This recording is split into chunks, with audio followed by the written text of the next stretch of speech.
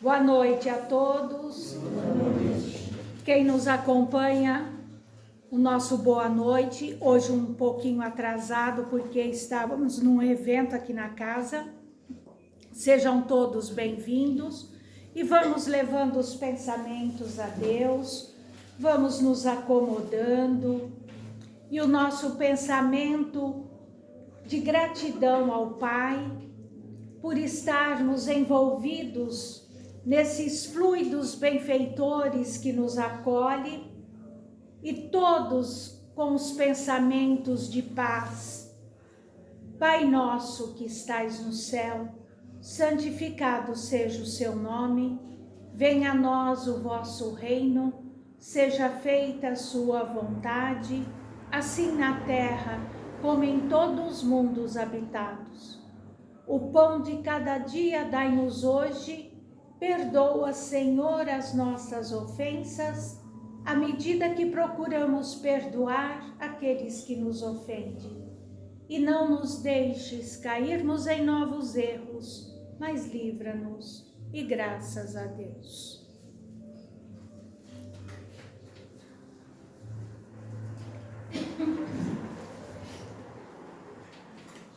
Aqui na frente, Lu.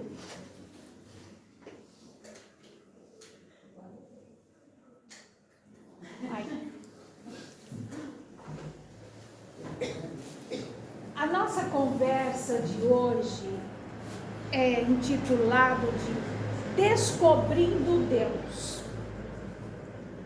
Então nós vamos fazer uma reflexão. E a primeira coisa, assim, qual o homem que nas horas de silêncio nunca interrogou-se sobre o segredo do universo?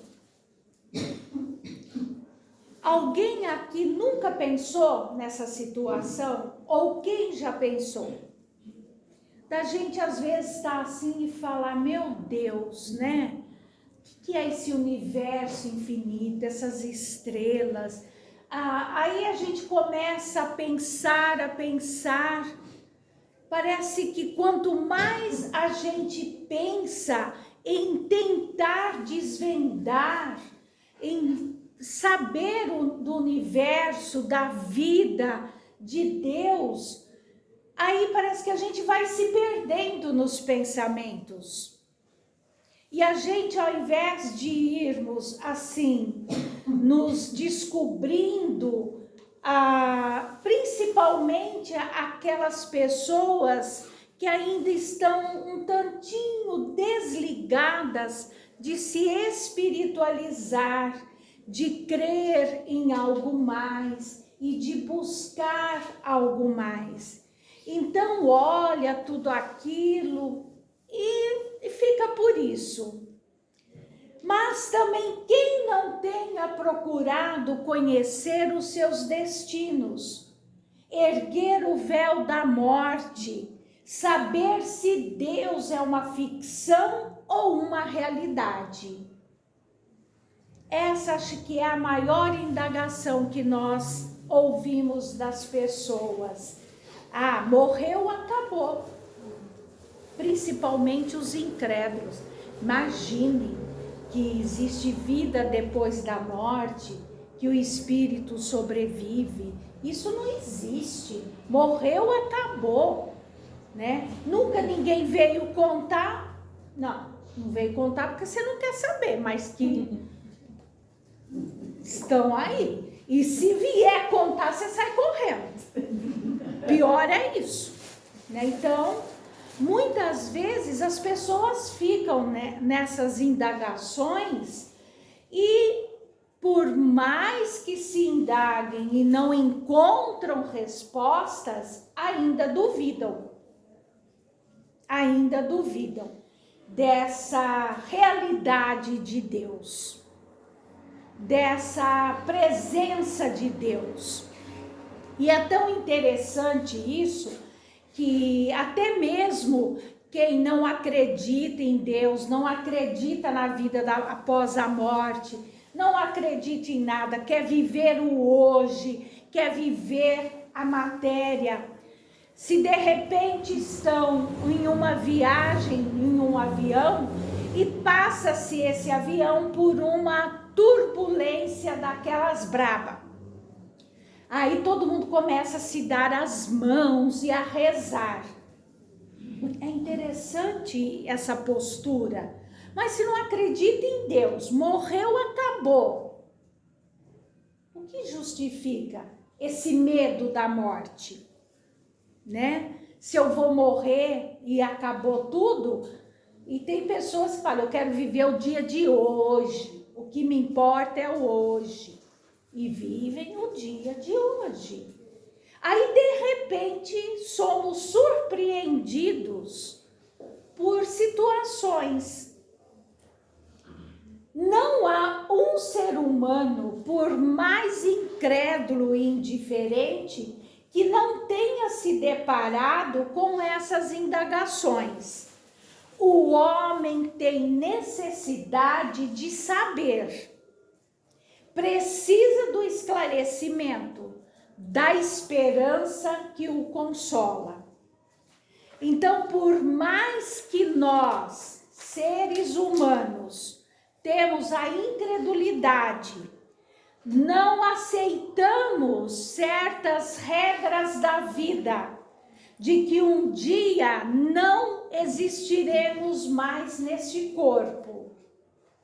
Mas as pessoas ainda, no fundinho, mesmo na hora que o avião está lá, lembra e busca Deus.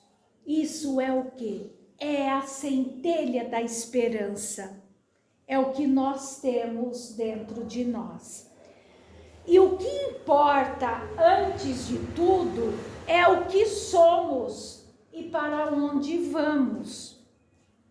Então, essa busca, esse desacreditar e, ao mesmo tempo, buscar, são paradoxos do ser humano. E é tão interessante esse comportamento.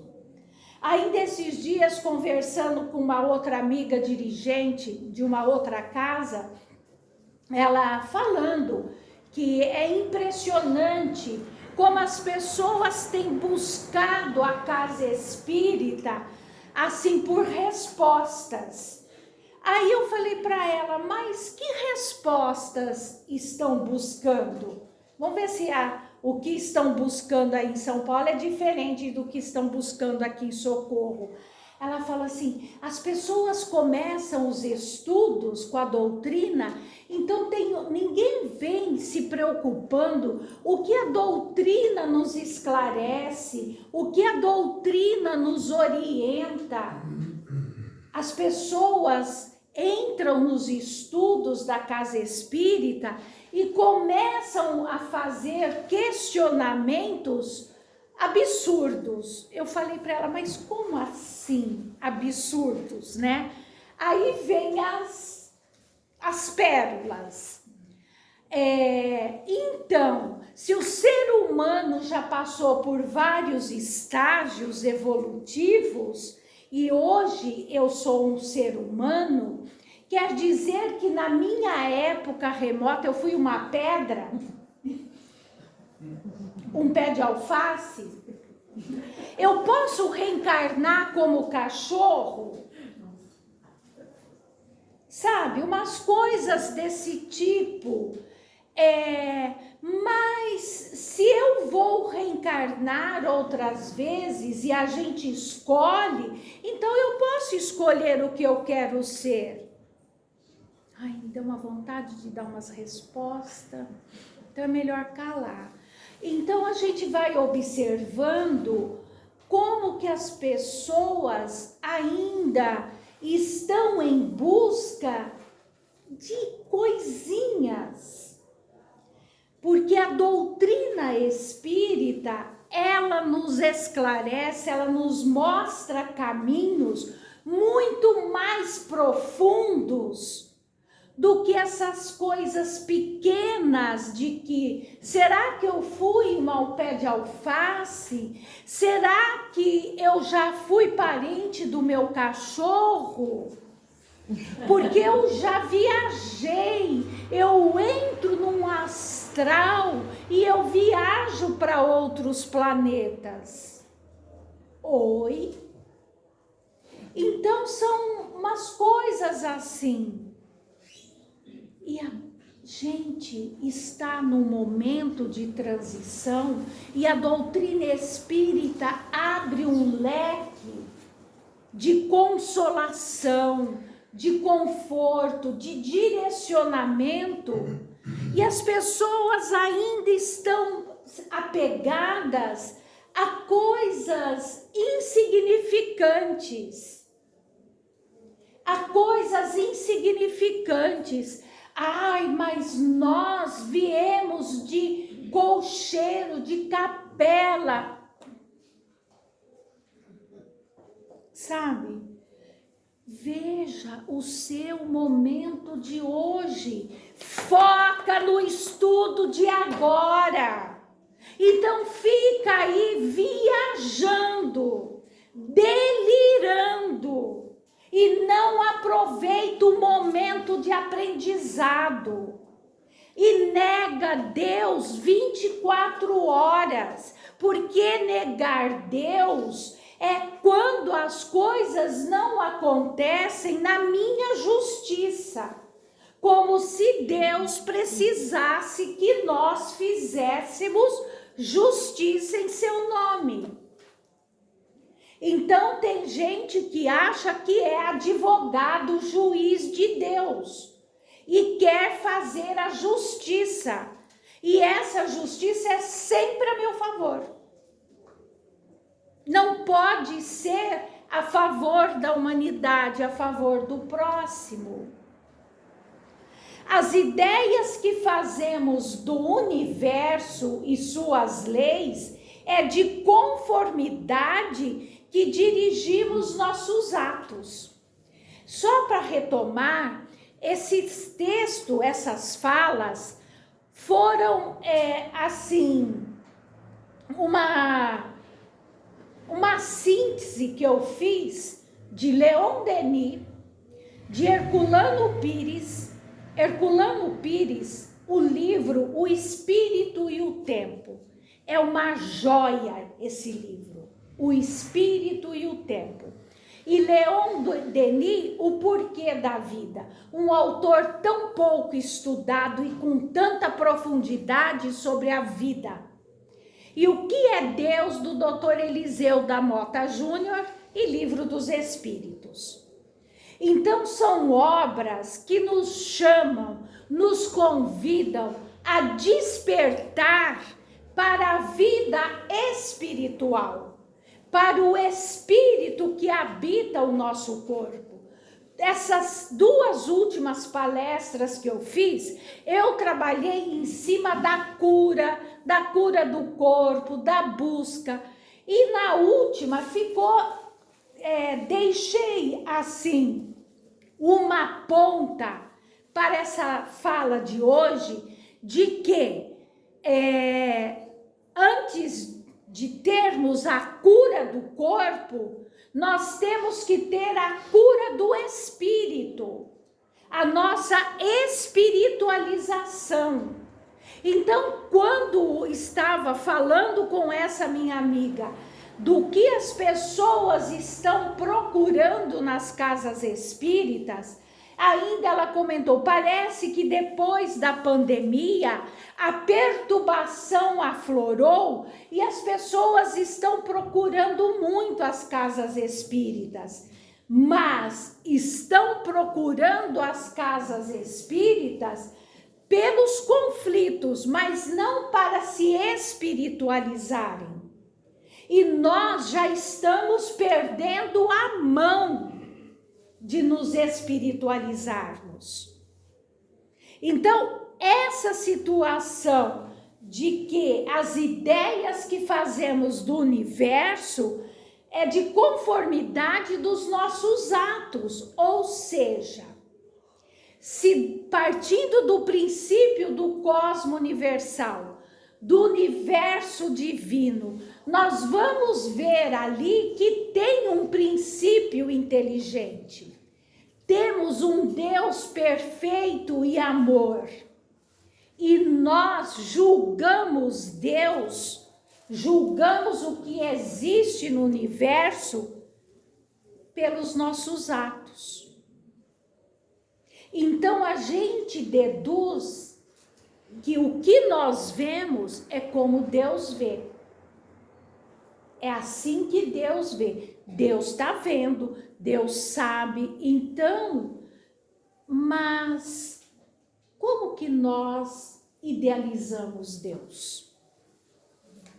Como que nós buscamos Deus? A vida não se resume do berço ao túmulo.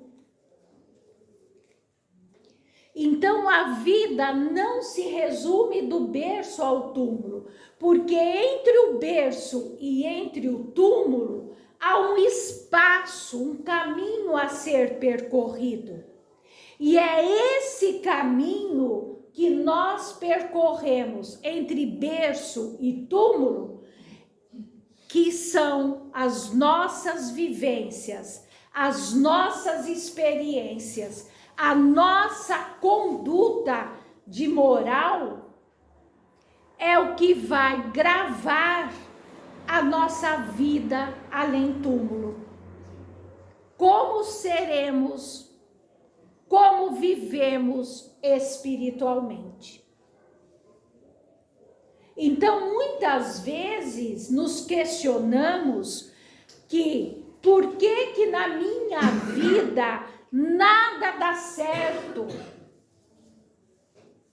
Por que tudo dá errado comigo? Aí vem a pergunta: o que você tem procurado é certo? Por que dá errado? Dá errado porque fazemos escolhas erradas. Mas o que é o certo? Qual que é o caminho certo? O caminho certo é aquele caminho que nós escolhemos de acordo com a nossa consciência. Mas como? De acordo com a nossa consciência. Como que eu escolho de acordo com a consciência? Leon Denis diz assim: a negação da vida futura reflete em toda a conduta moral. Tudo que nós negamos da vida, as nossas escolhas, por que dá errado, mas como que eu escolho pela minha consciência, são as escolhas da nossa conduta moral. Então, uma pessoa sem escrúpulo, essa pessoa vai fazer escolhas egoísticas. Ela não vai medir as consequências dos seus atos para lesar o outro, para tirar vantagens. E ela vai vivendo, como se diz, de boa. Ainda vendo um pedacinho de jornal ontem a respeito de golpes que se dá do bilhete premiado. Ô Senhor! Aí a mensagem dos golpistas: puxa, cara, agora eu vou ficar rico. Mas a que custo? E assim vai indo sucessivamente. Então, nesse espaço berço e túmulo, vamos construindo não só a nossa vida material, Nós vamos nos construindo espiritualmente.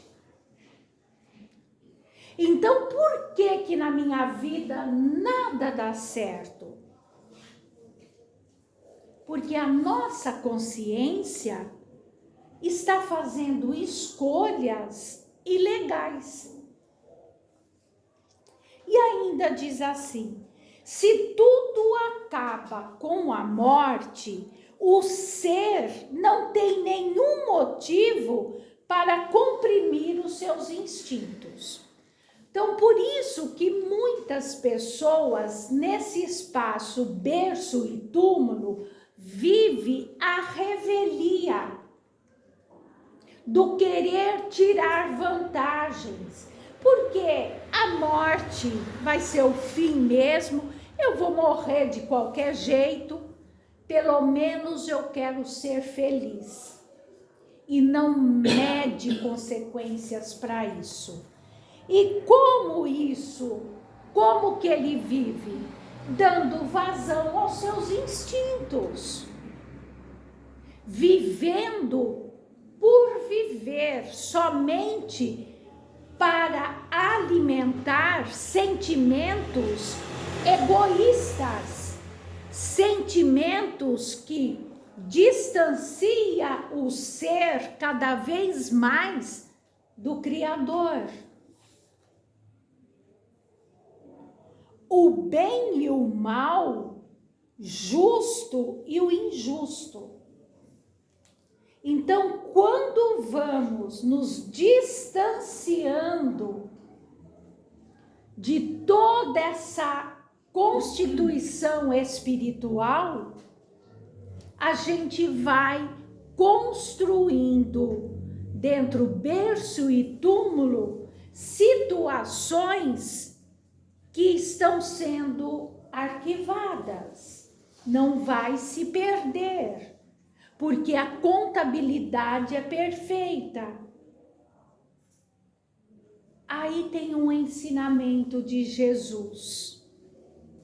Louco, o que pedes?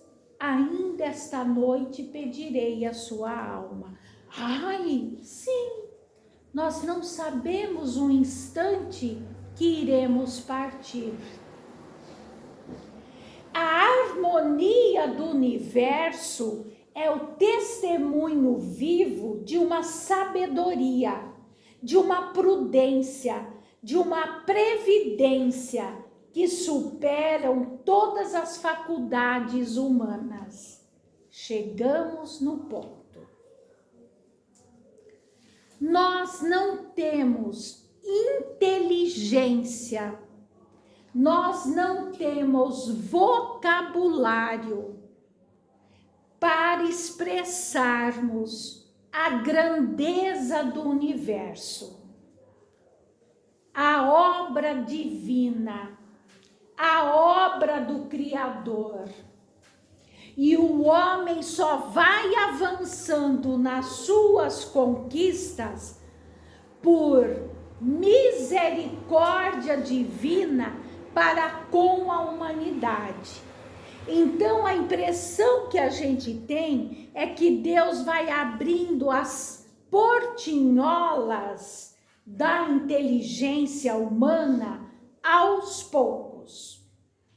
Então abre um pouquinho, vamos ver como o homem usa essa inteligência nas suas conquistas científicas, nas suas descobertas, como ele usou para o bem.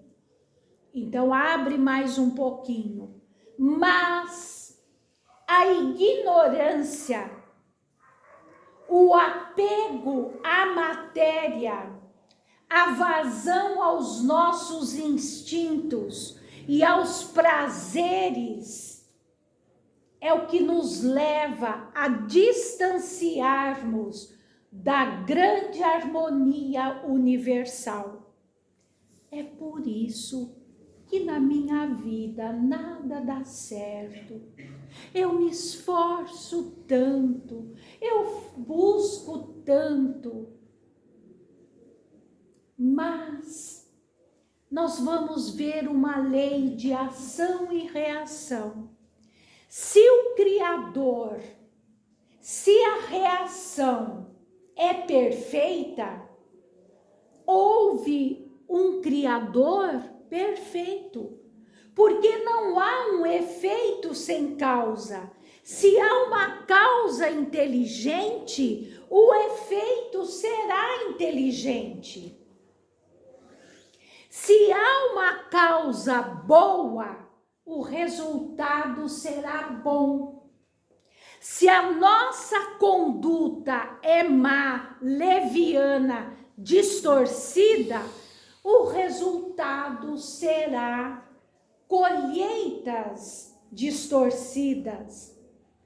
Ainda esses dias, num estudo nosso na segunda-feira, acho que não sei quem que está aqui, Zé, como que é? Canteiro espinhoso, não é, Zé? Então, a espiritualidade, fazendo uma dissertação sobre o comportamento das pessoas difíceis. Aí o irmão fala assim: são irmãos ainda que mais se assemelham a um canteiro espinhoso. Aí, agora, tudo pra gente é canteiro espinhoso, né? Aquele parente difícil, a gente não fala que ele é difícil, ele é um canteiro espinhoso, né? Então, é o canteiro espinhoso. Então, muitas vezes, o que acontece não são castigos de Deus. Porque o que nós vemos, Deus é uma prudência, uma previdência. E ele supera todas as faculdades humanas. Aí o homem quer se igualar a Deus, julgar a Deus, fazer justiça em nome de Deus, faz guerra em nome de Deus.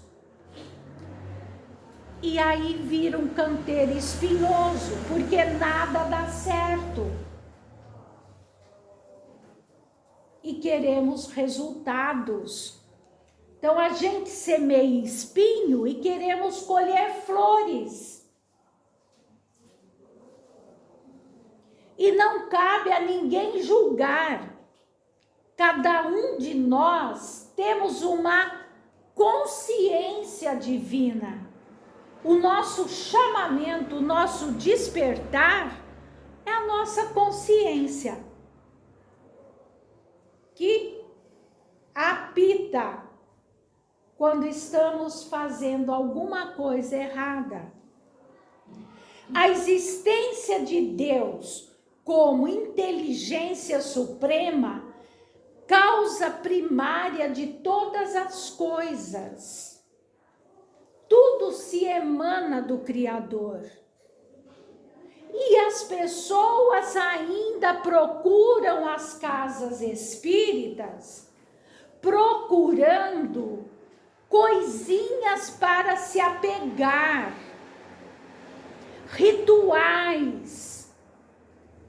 Na casa espírita, vem procurar coisas para dar sorte, para resolver os meus problemas.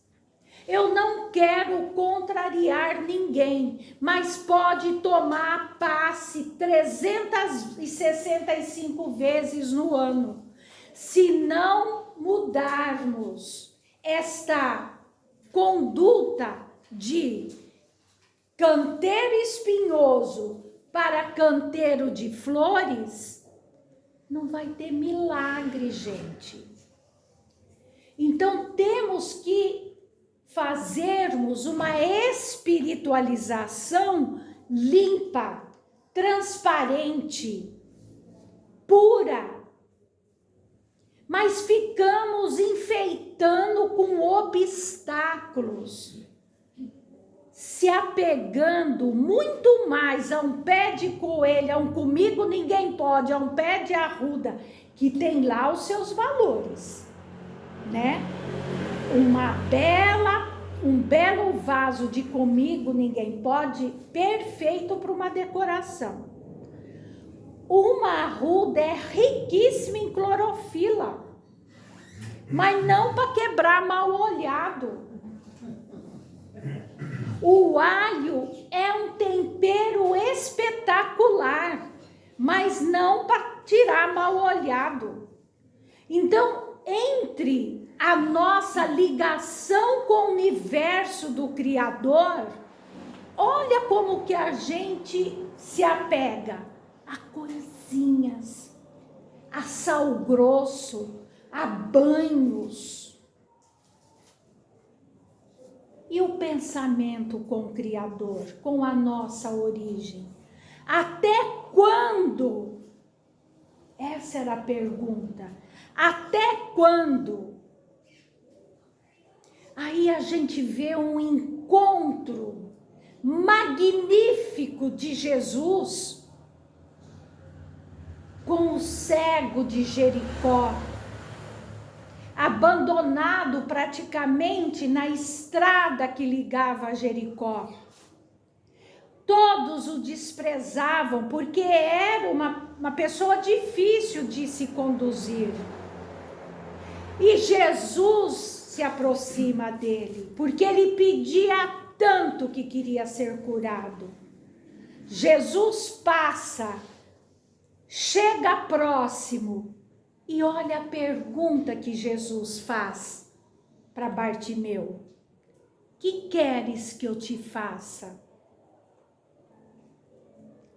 Se Jesus fizesse essa pergunta para o povão, que queres que eu te faça?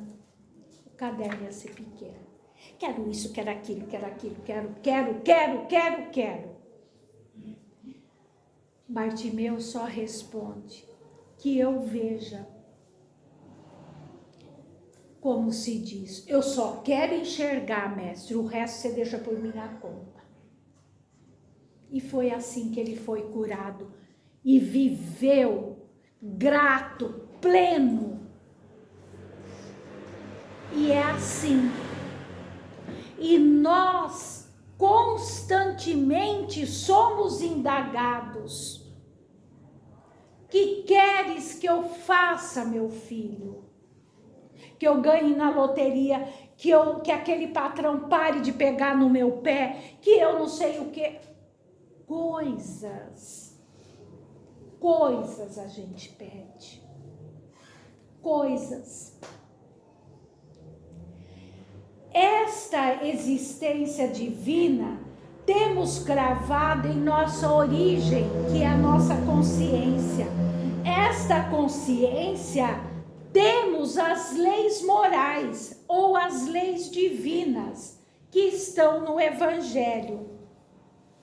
Aí então, depois de tudo isso, de convidar a todos a conhecerem Deus, a despertarem para Deus, esse Deus universal, essa nossa origem. Aí então, a doutrina espírita vem trazer para nós nessa consciência que nós temos dentro de nós um manual. Porque nós falamos até agora em nos espiritualizarmos, para termos a nossa cura definitiva. Não é essa cura passageira de aquisição de coisas, mas é a nossa cura espiritual. É a cura do cego de Jericó. É a cura para tirarmos a venda dos nossos olhos e enxergarmos a Deus. E pararmos de ser um canteiro espinhoso. E nós vamos encontrar esse manual para fazermos isso. Porque essa é a indagação. Mas como que eu faço para me espiritualizar? Aí nós vamos encontrar no Livro dos Espíritos, o livro 3º, que fala das leis morais. E nessas leis morais, o Livro dos Espíritos, ele tem depois uma sequência, a divisão dele.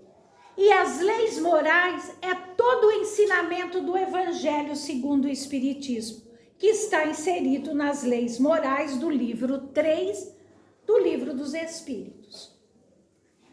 E para deixarmos de ser um canteiro espinhoso, a gente só precisa entender essas leis divinas. Lei divina ou leis naturais, lei de adoração, lei do trabalho, lei de reprodução, lei de conservação, lei de destruição, lei de sociedade, lei de progresso, lei de igualdade, lei de liberdade, lei de justiça. Quando entendermos e vivenciarmos essas leis, chegaremos à perfeição moral. Só isso, simples assim.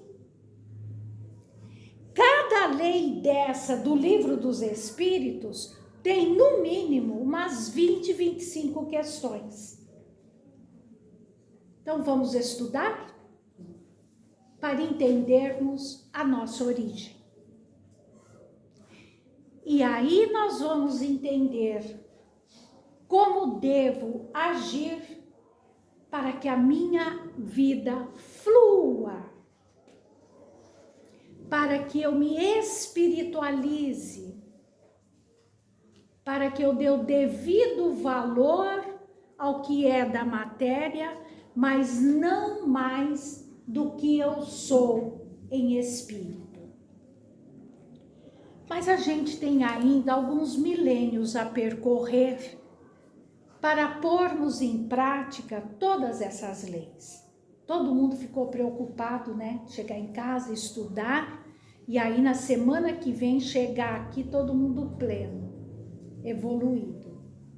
Não, gente. Demora um pouquinho, alguns milênios. Partindo do princípio que nós fomos criados simples e ignorantes, mas portadores de livre-arbítrio, que nós já estagiamos no reino animal, no reino vegetal. Não que nós fomos pé de alface, nem pedra, tá? Mas nós somos seres portadores de razão e de inteligência. E tô longe, mas muito longe, de fazer um depoimento, uma exclamação, uma declaração como um Divaldo Pereira Franco. Mas foquem na mensagem, não me comparando com Divaldo. Foquem em cada palavra deste poema, que aí nós vamos entender a nossa origem e quem nós somos. Luciana, você diminui a luz um pouquinho? E essa mensagem que Divaldo costuma dizer: ó meu Deus, eu gostaria de dizer-te que eu amo a vida, que para mim é bela e consentida. Muito obrigado, Senhor, por tudo que me destes, por tudo que me dás. Obrigado pelo ar, pelo pão, pela paz. Obrigado pela beleza que os meus olhos veem no altar da natureza. Olhos que veem o céu, a terra e o mar, que acompanham a ave ligeira, que voa fagueira pelo céu de anil, que detém na terra verde salpicadas de flores em tonalidades mil.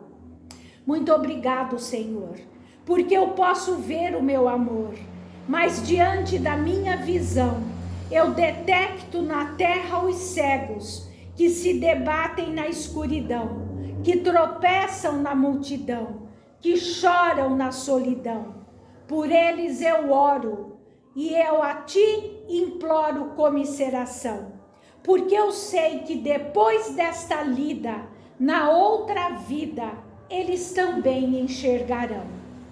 Muito obrigado, Senhor, pelos ouvidos meus, que me foram dados por Deus, ouvidos que ouvem o tamborilar da chuva no telheiro, a melodia do vento nos ramos do almeiro, as lágrimas que vertem os olhos do mundo inteiro, ouvidos que ouvem a música do povo, que desce o morro na praça a cantar, a melodia dos imortais.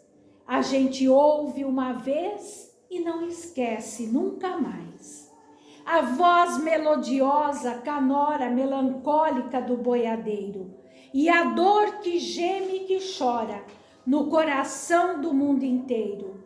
Pela minha faculdade de ouvir, eu detecto na terra aqueles que são surdos e oro por eles, porque eu sei que depois desta prova, na vida nova, eles escutarão. Obrigado pela minha voz, pela sua voz, pela voz que ama, que canta, que alfabetiza, que legisla, que trauteia uma canção, que o teu nome profere com dulce da emoção. Diante da minha melodia, eu quero rogar pelos que sofrem de afasia. Eles não cantam de noite, eles não falam de dia, mas eu sei que depois de tanto sofrer, na outra vida, eles voltarão a cantar e a viver. Muito obrigado, Senhor, pelas minhas mãos, mas também pelas mãos que aram, mãos que semeiam, mãos que agasalham, mãos de ternura que libertam da amargura, pelas mãos que apertam mãos, mãos dos adeuses, que limpam feridas, que enxugam lágrimas e suores das vidas, pelas mãos de sinfonias, de poesias, de psicografias, de cirurgias, pelas mãos que atendem a dor, o desamor, pelas mãos que atendem a velhice, as dores da vida, pelas mãos que no seio embalam o corpo de um filho alheio sem receio, pelos pés que me levam a andar sem reclamar. Muito obrigado, Senhor, porque eu posso caminhar. Diante do meu corpo perfeito, eu te quero louvar, porque eu vejo na terra aleijados e amputados, marcados, paralisados, que não podem movimentar. Eu oro por eles, porque eu sei que depois desta expiação, na outra reencarnação, eles também caminharão. Muito obrigado, por fim, pelo meu lar. É tão maravilhoso um lar.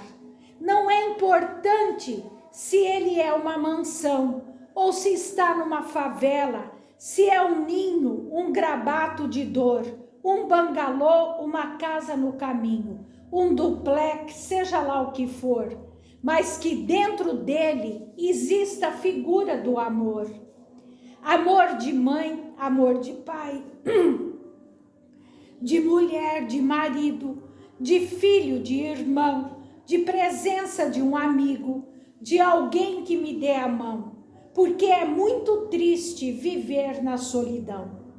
Mas se a ninguém tiver para me amar, nem um teto para me agasalhar, ou uma cama para repousar, nem aí reclamarei. Pelo contrário, eu direi: obrigado, Senhor, porque eu nasci. Muito obrigado, Senhor, porque eu creio em Ti. Pelo Teu amor, obrigado, Senhor.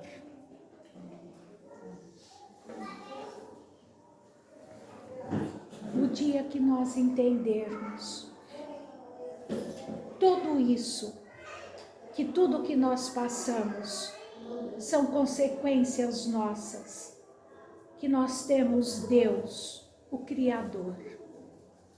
Leve o seu pensamento. E nada mais temos a pedir ao nosso Pai. Somente agradecer. Obrigado, Senhor. Obrigado, Pai, por estarmos reencarnados. E muita paz para todos.